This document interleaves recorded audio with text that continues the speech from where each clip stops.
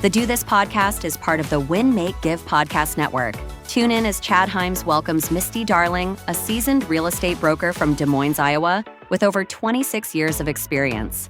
Misty shares her insights on developing a strong value proposition, effective team management, and the importance of accountability in boosting productivity.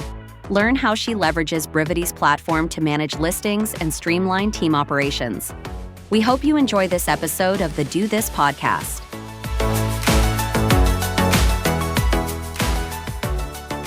Hey everybody, it is Thursday. Yeah, it's Thursday. It's 10:30 somewhere. It's 1:30 where I am.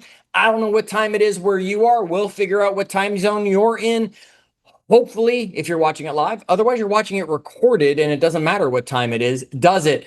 Chad Hyams here. Bob Stewart, not here. Not here. Can you believe it? Folks, here's what I want you to do, though. If you know Bob's phone number, I want you to text him a happy belated birthday because yesterday was Bob Stewart's birthday. So we're giving him today still to celebrate because you only turn old once, and that's what Bob did.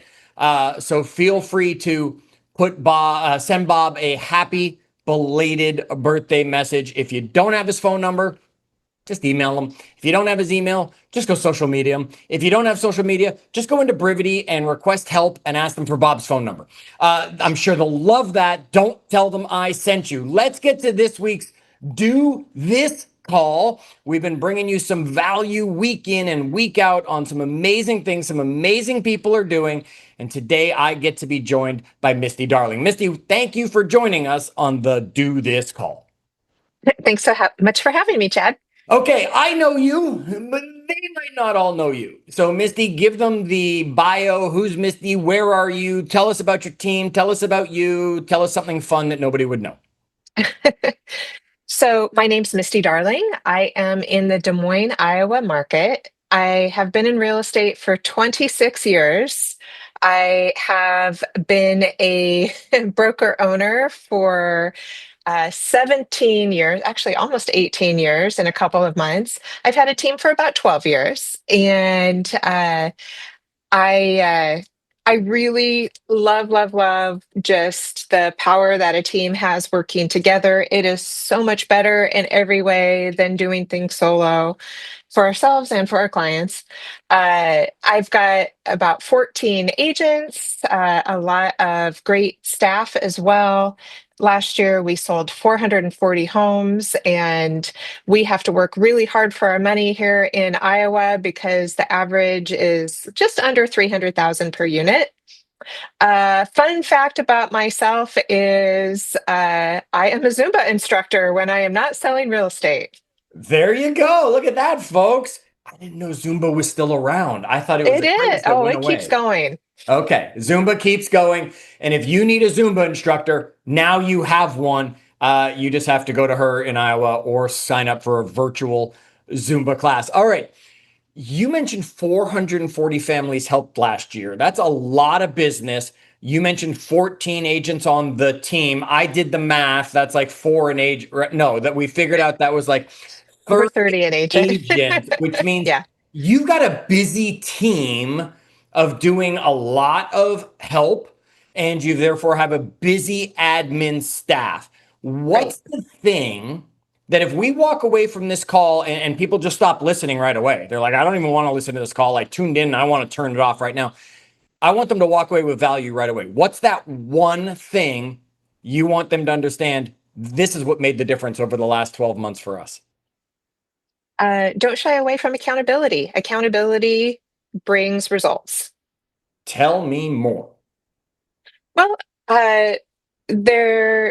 when someone joins my team, it's very clear. Like, we want you to be as productive as you want to be, but part of that is going to be that it's going to be very obvious the work that you're doing. So we are going to monitor what your daily activities are. Each of my agents does a daily activity record.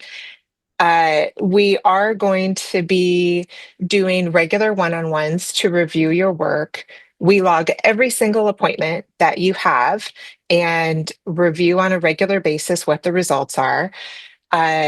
We As both a team and individual coaching, we're going to listen to recorded calls and give feedback, and it's all in the goal of helping push you to do the very best that you can and to help you meet what your goals are.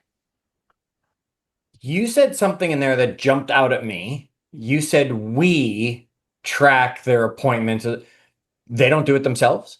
Like you guys, your team takes care of tracking those numbers, or did you just mean we as the royal we, as in we all put our numbers in?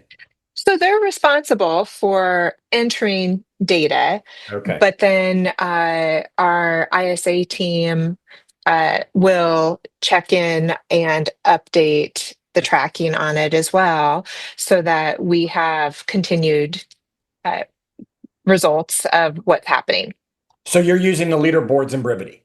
Yes. Okay. How often are you using them? Is that a one-on-one meeting you're having with everybody weekly? Is that at every team meeting when you've got the whole group together, you're putting it up on the screen and making some feel good and some feel challenged? How do you use that scoreboard, leaderboard with them and their accountability? So the scoreboards are when we're really diving deep into numbers, that's a one-on-one opportunity, which for us averages about every 3 weeks, Okay. the cadence that we do. When we're looking at leaderboards, that is on a team-wide basis, and we do that once a month. Okay, so you'll put that up once a month so everybody can see where they stand. And it gives Right. people who maybe had a bad week or they were on vacation or whatever time to catch up and Right. get back into the game instead of feeling like, well, I sucked this week. The intent isn't to make people feel bad. The intent is to celebrate the people that are doing the right things and hopefully inspire other people to emulate that. Say that again, because I think people think accountability is the first part of that and it's to make people feel bad. So will you say that again? No, it's to celebrate the people that are doing the right thing and inspire the people that are more challenged to emulate that. There you go. Folks, that's what Because accountability can do. because you can see the people that are doing the right things are the ones that are also selling. So that takes me back to the question from before. We did the math of about 30 units an agent on your team approximately. Would you say that's a fair number, or would you say, oh, no, no, Chad, I've got the 50s to the 70s and then I've got the 10s on our team? Or is it pretty even on your team and people are doing around 30 families helped each? So we've got some real superstars on our team that are doing more. And then we also have newer agents that are newer to the business that are growing into that. But I tell everyone that joins the team that it is very much assumed and expected that if you're following our systems and working under our guidance and doing your part, then by year two, 30 years a home average is extremely attainable and normal. Okay. A challenge I have found with other team leaders, rainmakers, whatever term you want to use, you've got a superstar, you've got the up and comer. How do you treat them so that you're not playing favorites with this one or favorites with this one and lead, and this one's going to end up leaving because of it? Talk a little bit about being a leader to people of different levels of return, even though they might all have huge goals. Some are the MVP on the team, and some are just the bench player, if we were to use the sports analogy that would go with it. Yeah. So I'm the mother of four children. So So you had lots of practice at this. fairness is something like it is one of my like huge core values that things have to be fair. But the way we do things on the team is it's a weighted rotation because people that have more experience and have more past results usually have greater capacity than agents that are newer and in that up and coming stage of their career. So we have transparency in, like, for instance, with our ISA team, the appointments that they set for agents, it's a weighted rotation. So reset on a quarterly basis, but it's based on past results and capacity. Interesting. All right. We might come back to that conversation. I definitely like that it's not just, okay, next they're up, who's next up, that there's a weighted rotation to that. We'll come back to that. I got a few notes before basically I get the email that Brivity sends out that says, here, Misty, right, and all this stuff. One of the things that jumped off that screen to me was that you guys definitely can clearly articulate your value prop. Yeah. So right. uh, working with sellers, particularly, that we really work hard to differentiate what the experience is going to be like and what the goal, what we offer. And in exchange for that, we command a higher than average listing commission. Right. And folks, And we're not talking commission fixing, pricing, right? no, We're being very careful, but if we say something wrong, we don't mean it. If as Misty gets into this conversation. right. So it's very important to us to show that here's our track record. And here's all of the different things that we're going to be doing in the process of marketing your home. We are not going to only concentrate on your home as it is now, but we are going to help guide you through. Does it make sense to make enhancements to your home? Does it make sense to use our certified pre-owned home program? Does it make sense to uh, have the home staged? All of those different things in order to get you the most money that we can.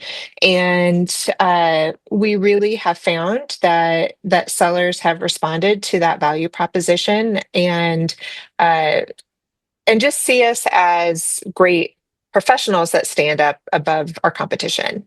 Can you say your value prop? Like, do you have a catchy phrase? Is there a sentence? Is there a this, or is it no? Over the course of the listing presentation, we're going to show these 84 things that we do, which is our value prop. Do you have it down to the unique value proposition, or is it more of a presentation? So we give you 3 different listing programs to choose from. Okay. And so it's not one size fits all. It's customized to meet your goals. Tell me a little bit more about 3 different listing offers, because to me, it's house goes on market, I sell house, right? Right. Break that down. Well, we have that as an option. It's called Okay, our good. standard That's the program. one I choose. Got it. But we also have our Premier program, which involves a certified pre-owned home component. So we do more preparation up front. We work through working with other professionals. We have we've negotiated with several of the vendors that we work with that those things that you do can be paid out of closing. They don't come to you at an upfront cost. And then we also have the sold or I'll buy it program where you do all of those things that are part of the Premier program. But if the home hasn't sold within the time frame and price that we agree to, then I will buy it At a reduced price. at an agreed upon price. Agreed upon price. That's a much better word for I like that. Okay, so we've got multiple things, and then we know the value, and during the listing presentation, the value is truly laid out step by step, which therefore justifies the commission that you were mentioning earlier. So you're not sitting there having to have the negotiation about commission reductions that so many agents are just so happy to do because they're just so desperate and don't stand by their value. And that's a conversation that I have with a lot of our newer agents when they get into situations where the cooperating agent will say, hey, we can get this together if we reduce our commission. We just each need to give a 0.5%. And I say, hey, to so many agents, that is the only tool in their toolbox. But we're problem solvers. And so we're going to look at this differently and come up with an option that wins for everyone. Okay, so that's agent to agent conversations when they're negotiating and just wanting everyone to make it easier. Right. What about the conversation with the seller? Yeah. Right? That's the first. The first question we all know they're going to ask is how much, and then the second question they're going to ask is, and what do you charge? Right. So when we walk through it, through the listing presentation and go through our fee structure, we talk about that the listing side compensation is separate from the buyer brokerage compensation. And I truly believe that the changes that happened within our settlement have been extremely positive for professional agents that are selling their value proposition to their clients. And we walk through, okay, if this is what your end goal is, here's how we accomplish that. But also you get all of the services that are part of this professional package. Got it. Okay, so someone's watching this right now, Misty. They're sitting there, they're going, yes, right. I need to believe in my value so I can defend my commission, or that conversation when an agent says, let's just throw in 0.5%. Where do you start if you were coaching somebody on how to build their value proposition? You've had one for, I mean, you've been a broker, you said, now 18 years. Whether it's the same one or not, we know it's not. It has morphed. Yet I'm just getting started. I'm not on your Mhm. team. I'm not even joining someone else's team, or I'm just launching a team because I was a good agent. Yet I need to define my value proposition. What do I need to do to create it? So it's actually thinking about what are all of the things that I do and what are the things that are unique that other agents don't do? What are the things that I know when I'm in the market and I'm showing properties? What are things that I know we do that never happen when I'm out showing properties with other listing agents? Really articulate that, because there's always in these different areas little points that can resonate with a seller, like, wait a minute, yeah, I remember that not being something that happened when I had my home on the market before, or that really drove me crazy when I during my last process or with my last agent, that sort of thing.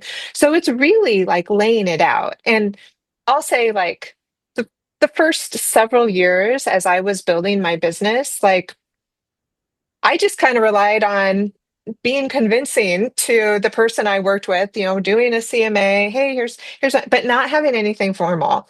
And I did okay doing that, but gosh, I gave away a lot of business that I don't even realize I did. It was really when I started building a team that I'm like, okay, if it's not me there, and I have full confidence in how I can articulate things to a seller, I need to make this more of a system so that they are an extension of me really being able to lay that all out. So, I mean, it's just really thinking about what are those different things, defining it. And and when you do think through all of those steps and the things, like I said, the things that you do better than other agents, just those little pieces, and you really put it into the system and the format and the presentation, it gives something for the seller to be able to understand truly what it is you're doing. Yeah, okay. So we could unpack that for hours, right? And we'll come back to it. And Dave just put into the chat box, and he's absolutely right, right? There is power in knowing what you're uniquely great at. The challenge becomes being willing to be modest, humble, yet use that, right? Yes, yes. And I'm going to ask you about that in a second. Folks, think about this. Whether you like McDonald's or you don't like McDonald's, it's a great example. It's a system. I could blindfold you and take you to any McDonald's. Nothing would be different.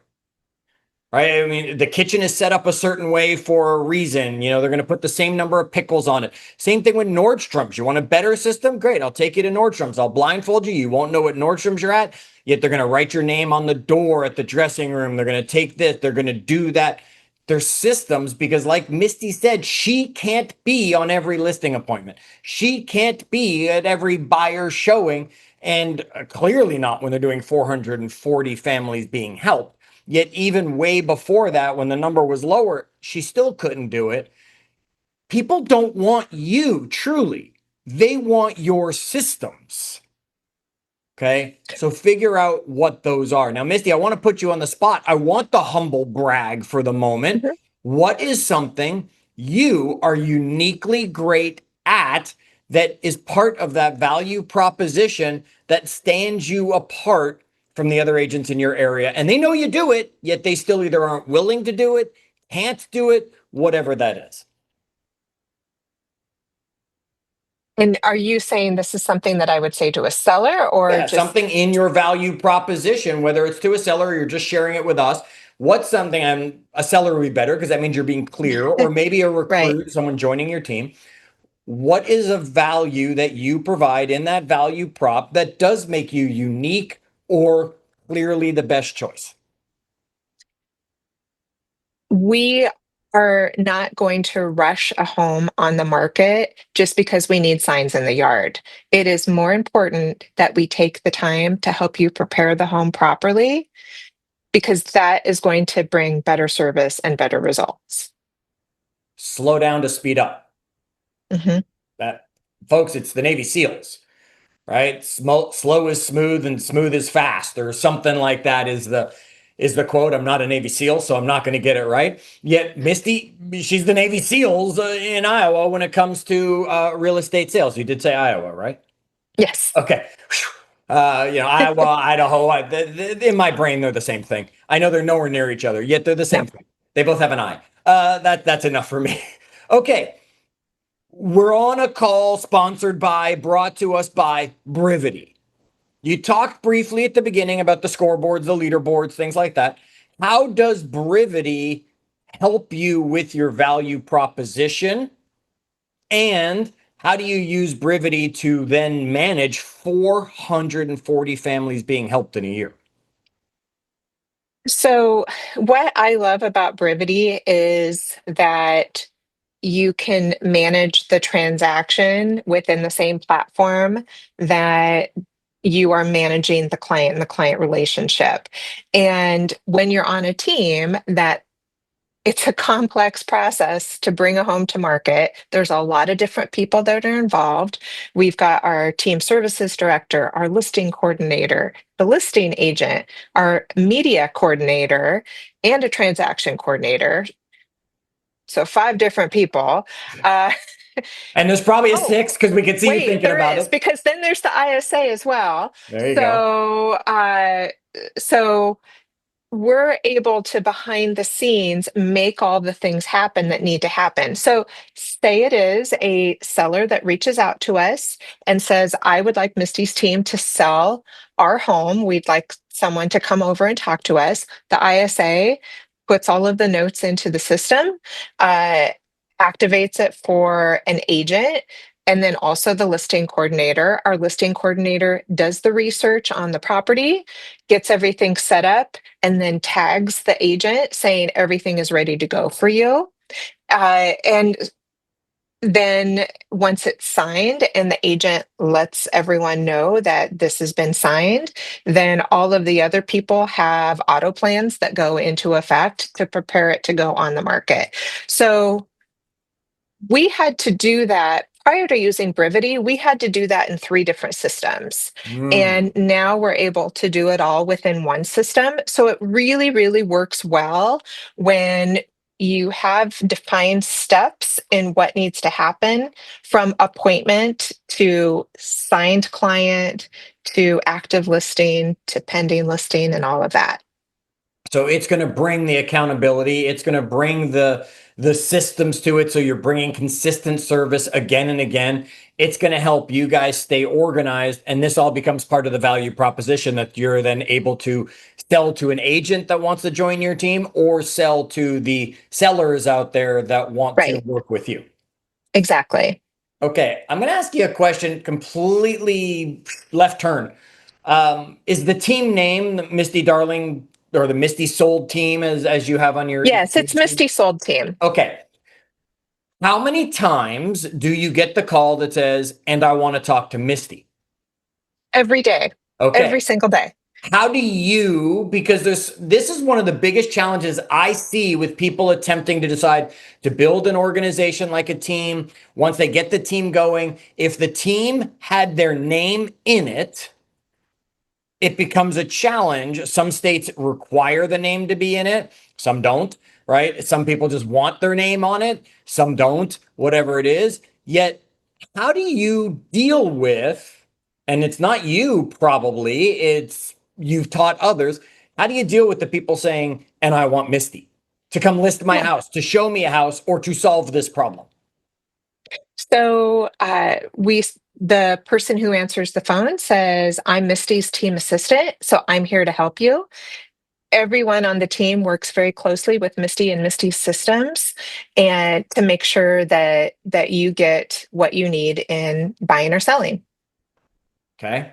How often do you get dragged into something that someone just can't get away from that person Not very saying, "You often want at Misty?" all. My Okay. my agents are really, really great at it. They say I am a direct extension of Misty, and this when I list your because sometimes people are like, "Well, I want Misty because she's the best at listing homes." Right. Well, I'm everything I do is Misty's system. I'm here to I've been trained by Misty to analyze your home and use my expertise that I've developed.